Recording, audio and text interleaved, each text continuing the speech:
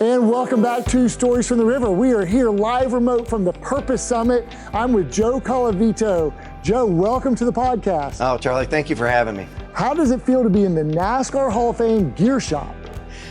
I'm pretty stoked right now, right? We have fans. I've never been on a podcast with fans before. We've got a live studio audience, yes. But we've got you, Joe.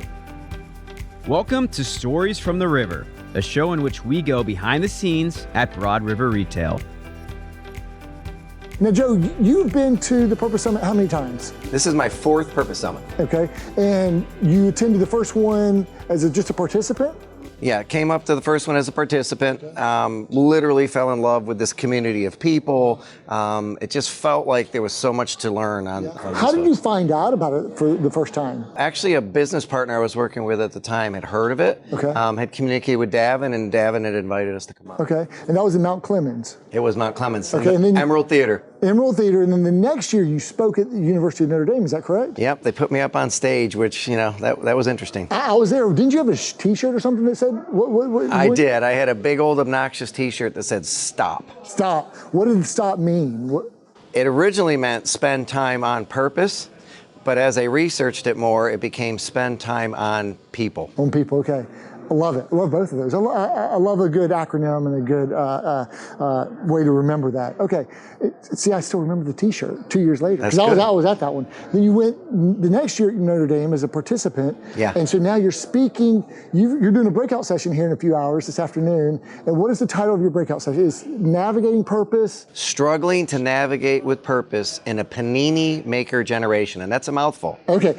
Give us the first part, then give us the second part. Yeah. What's the Struggling to navigate with purpose, Okay. right? So there's more tension than ever out there. Mm-hmm. And as people that are in our 40s, 50s, we not only have our families, right, Mm-hmm. that live with us and our kids and the ones that are off in college, but now we're taking on the caregiving role for our parents. I know that all too well on both sides of that equation because I'm right in that 40s and 50s age frame. And then in a Panini Maker Generation, give us a little bit, how did you come up with that phrase? Yeah, it's hot. There's pressure. Yeah, okay. Right? Okay. But in the middle, there's something really good. Ooh, that's good.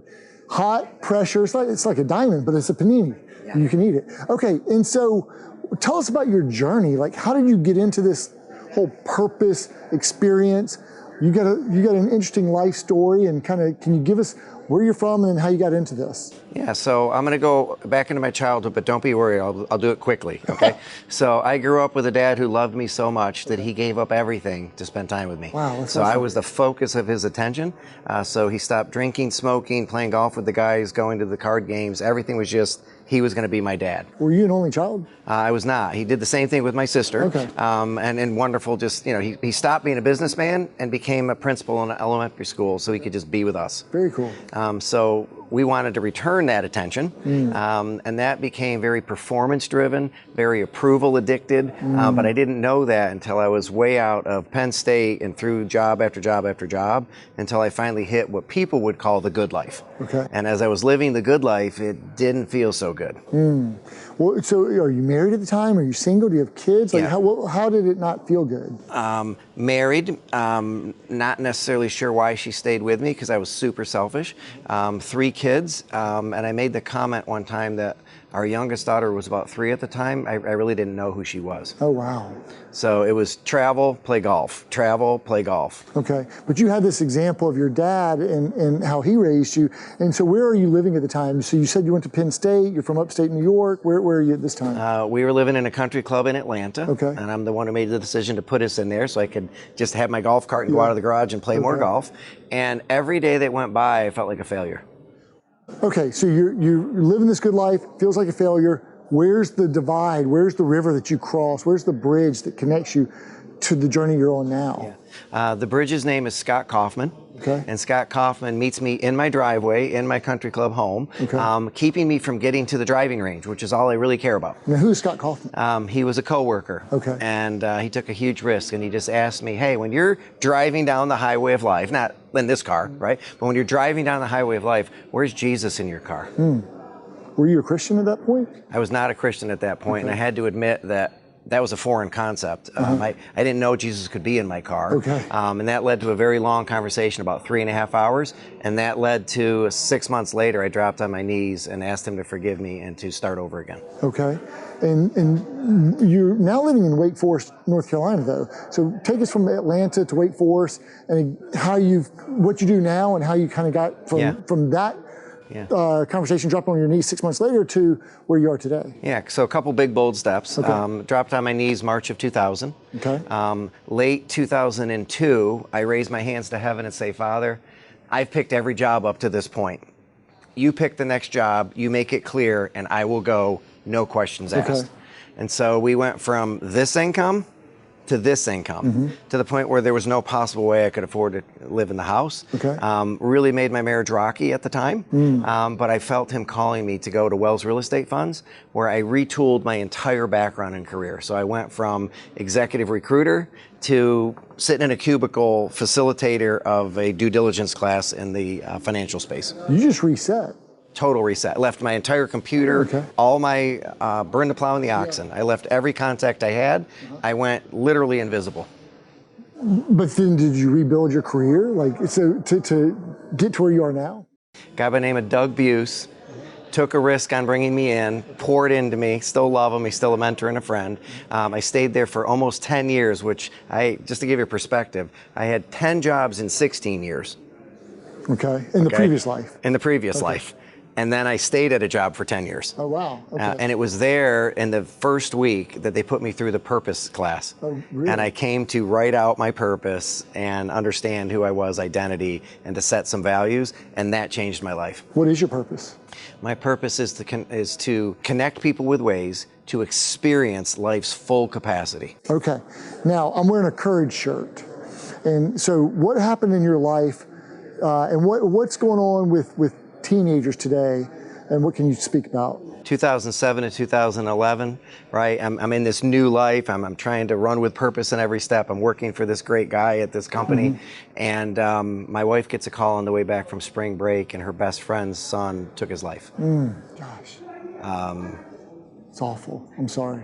Yeah, I can still hear Debbie screaming.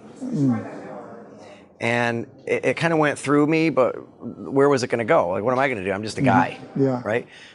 Over the next 4 years, we lost 5 kids, all in our sphere of influence. From suicide? From suicide. Oh my gosh. And I'm hearing God draw my attention to it, but what am I going to do about it, right? Well, the last one was personal. Her name was Beth. I won't share her last name. I mentored Beth at a private school in Atlanta, took her through assessments, helped her write her essay for college, proofed it, and gave her ideas. We got her the ultimate job at a university as the manager of the football team because she had such bad back pain and spina bifida, she could no longer play sports. And just when I thought, man, we did it, like we won. She was in a dorm, one away from my daughter's dorm, and they heard a gunshot, and it was Beth. Oh my gosh. Ending her life. That's awful. That was the worst. I mean, my wife's friend's son hurt. Yeah. The other ones I didn't know as well, but that one was personal. That was like, I just poured everything into this, and this is where it's going to end. And has that changed the trajectory of how you've tried to work with teenagers and work with young people? That changed everything. Okay. Say more. 2013, I'm trying to get it out of my heart, and I write a book that no one's ever read, other than one guy. I gave it to the headmaster at that school. Okay. And it's called Inside Out, Upside Down. When we learn to work from the inside out, purpose, we turn the world's view of success upside down. Because it's not what the world thinks it's about. And the book is written for parents and coaches and teachers to realize that we're the ones responsible for the rampant increase in give-up-itis. We're causing the suicidal ideation. We're putting so much pressure to get in and get out and get on and go up. And the kids are just like, if it was working so well for you, I'd see it. So you're sending me on a race to nowhere that like it's not working for you, but you want me to go there. Yeah, okay. And is that connected to what you're going to talk about today, this afternoon? It's related. Okay. Yeah. So what I want to talk about today is pay careful attention to where you give your attention, right? Pay careful attention to attention is a shorter way of saying it. And, okay? how do you do that? Yeah. So let me spell both ways. Okay. Pay careful attention. How do you spell that? Attention? Yeah. Attention. You win the spelling bee. Okay. You tested me. But there. what I was talking about was hyphen tension. Okay. Tension. Okay, I got you. And you heard it from every speaker on the stage so far. You just heard it from Mark. Yeah. Until there's enough tension and you got 8 years in a prison cell, you don't experience freedom. So pay careful attention to attention. So my attention is, God got my attention with kids taking their lives that had such promising futures that I can't let that go. Okay. And so what would you want someone to walk away with as a key takeaway after having attended your breakout session? Yeah. 2 key takeaways. Number 1 is accessing your purpose, because everyone talks about you have to find your purpose. You don't have to find something. It's built into you. It's your GPS. It's already there. Yeah. You just need to access it, right? So, but accessing it and activating it are 2 completely different things. So when I came to the Purpose Summit in 2021, I had accessed my purpose. I had accessed it 18 years before that. So I had access to it, but it wasn't active. Okay. So I want them to leave knowing how to activate that. Love it. The second thing I want them to know is the difference between perception and reality. The perception is that we can look at people all around us and know they're doing okay or they're not doing okay. The reality is we've built a tool, and I see Adam out here, called the Life Purpose Scan, and it leaves no guesswork. There's no room for maneuvering around. We can literally rank 100 people from 1 to 100 on whether your perception is accurate or not, whether they actually have decision-making capacity and well-being or they're actually struggling. Okay, Joe, how can people find out more about the Life Purpose Scan or connect with you? I'm going to make it really hard. You can go to lifepurposescan.com and you can connect with me at joe@lifepurposescan.com. And there's no tricky way to spell that. There's no tricky way to spell it. Got it. Or you can come up to me if you see me and ask me for one of these run after one bracelets, because what God has laid on our heart is that we can run after many, but it might not get us the traction that we're looking for. What we really need to do is run after one. And that's biblical, right? Leave the 99 to run after one heart. And so that's the ministry that we're baking on top of this. Okay. And we're going to have a foundation called the Run After One Foundation so that we can help more parents run after more kids that are struggling. That's powerful. Why don't we leave it right there? Joe, thank you so much for being on the podcast today. Good luck this afternoon. I'm sure it's going to be a powerful panini making, struggling to navigate purpose and a Panini Maker Generation. That is a mouthful. So thanks so much for being on the podcast.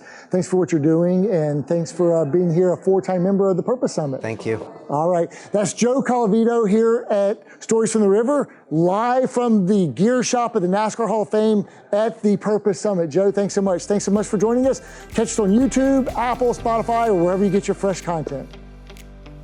Thanks for listening to Stories from the River. To check out more episodes, visit storiesfromtheriver.com. Join us again next week, and remember to like, rate, and subscribe to the podcast.